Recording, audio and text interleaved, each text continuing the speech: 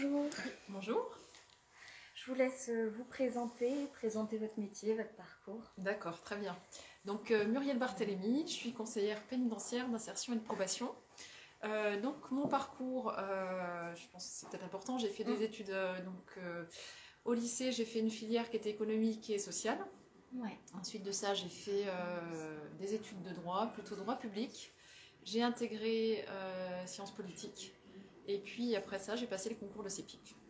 Et comme beaucoup d'étudiants en droit, ou de jeunes étudiantes en droit, je voulais être juge des enfants. Voilà. Et en fait, j'ai choisi ce métier-là et très jeune, en fait, j'ai commencé à rencontrer des professionnels, voilà, des éducateurs, à faire des stages aussi, stages auprès de substituts du procureur, tout ça pour affiner mon parcours et mon projet professionnel. Et c'est dans cette dynamique-là que j'ai choisi le métier de CEPIP, parce que je voulais un métier qui soit vraiment en proximité, un métier de terrain. Donc voilà, c'est ce qui m'a amené sur ce métier de CEPIP. Alors ce métier, c'est un métier qui a la particularité, donc conseiller pénitentiaire d'insertion et de probation, on dépend du ministère de la Justice.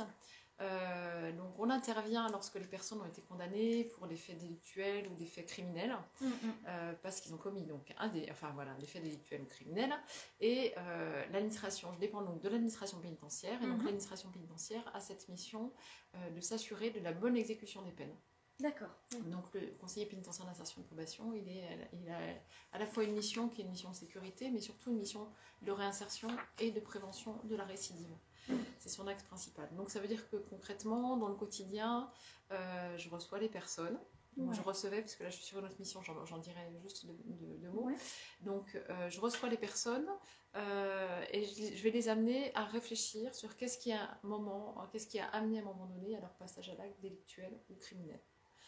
Et ça veut dire que le point de départ, c'est souvent un diagnostic. On fait le point sur la situation professionnelle, sociale, sur les difficultés d'insertion, d'hébergement, sur les relations familiales. On a beaucoup de personnes qui ont aussi des problématiques d'addiction. Donc on fait le tour de la situation et on va repérer quels sont un peu les facteurs de risque de récidive. Et on va travailler avec ces personnes-là un peu sur les facteurs de protection, comment est-ce qu'on peut éviter une récidive. Ouais. Ce qui signifie que vous travaillez avec une équipe pour travailler... Alors, on ne travaille pas tout seul, on travaille beaucoup effectivement en équipe. On a la chance d'être aussi un métier très jeune, finalement, donc qui évolue beaucoup sur les méthodes de travail, sur les prises en charge. On a la chance d'avoir, en principe dans les services maintenant, des psychologues qui font de l'analyse de la pratique. Donc quand on est en difficulté sur un suivi, ou simplement pour nous aider à réfléchir sur le type d'accompagnement, à nous aider à développer des outils de travail aussi. Pour résumer, on est un petit peu éducateur, assistante sociale, psychologue, criminologue. Voilà, et puis au fil de l'eau, de l'expérience et de la richesse des formations qu'on a aussi au sein de notre administration, parce qu'on a vraiment accès à beaucoup de formations, on enrichit quelque part nos outils de travail qui vont être utiles à la relation qu'on va développer. L'objectif, c'est vraiment de développer une relation positive pour amener la personne à travailler sur sa responsabilité. D'accord. Voilà. L'autre axe qui est quand même important dans le métier, c'est l'axe des écrits. On fait beaucoup d'écrits professionnels. Donc on va aimer écrire, puisqu'on rend compte et on va éclairer le juge d'application des peines, qui est le garant de la peine en fait.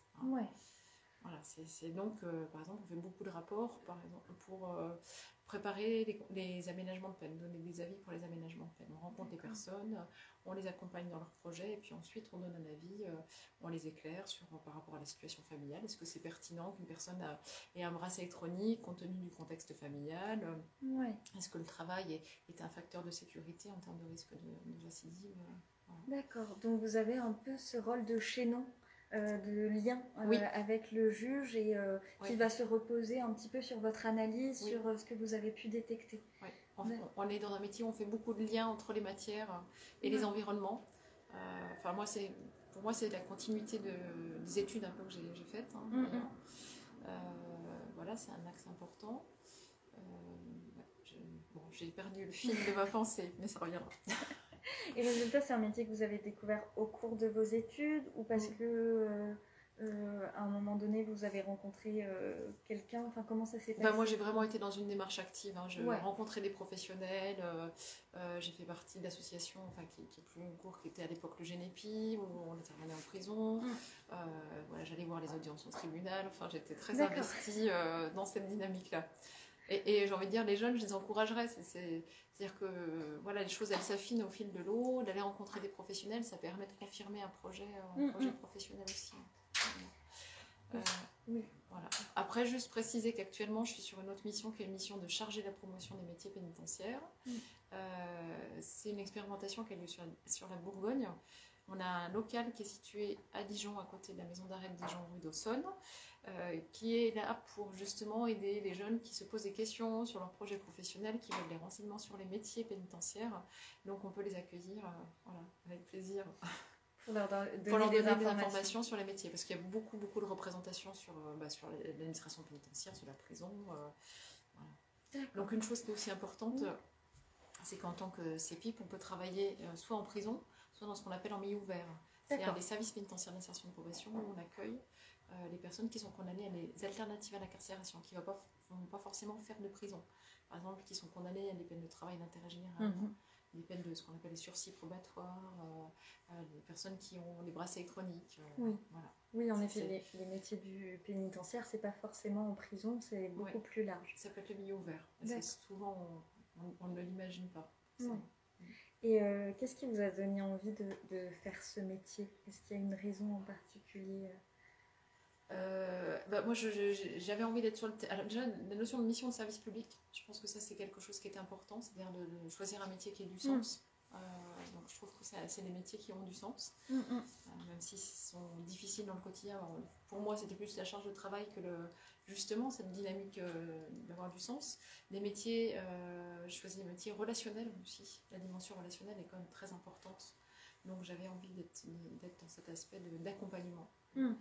Et puis, toute cette dynamique aussi autour de l'ouverture d'esprit. Au fait, c'est des métiers où il faut être curieux, ouvert, où on peut être très créatif aussi. Ça, c'est intéressant. D'accord, dans quel sens?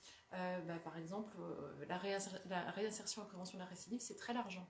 Donc, en termes de, par exemple, par rapport à mon expérience personnelle de CEPIP, moi j'avais un intérêt pour la culture.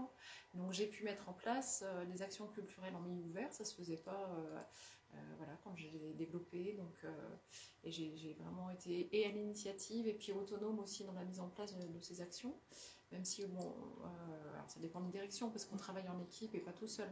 Mais en tout cas, c'était intéressant de développer le partenariat culturel et puis d'aller travailler cette dynamique de la réinsertion et de la prévention de la récidive à travers la culture aussi. On fait un peu un pas de côté pour aller réfléchir, donner des outils pour réfléchir et puis valoriser la personne. Là où elle est souvent très très dévalorisée, on peut aussi le faire dans le cadre de l'administration pénitentiaire. Est-ce qu'il existe une journée de travail un peu type? Alors, on peut dire qu'il existe une journée de travail type, mais même si on a son programme, on ne sait jamais forcément ce qui va se passer. Moi c'est ce que j'aimais bien. C'est que, justement, on s'ennuie jamais. Puisqu'on est en relation avec des personnes, on ne sait pas forcément comment elles vont arriver, qu'est-ce qui va se passer en entretien, même si on a défini toute la structure. Donc, c'est ce qui fait la richesse du métier.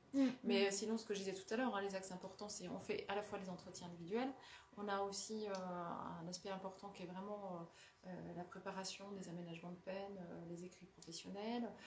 Il y a aussi tout le travail en équipe, que ce soit en milieu fermé. Alors là, ça va être l'équipe pluridisciplinaire.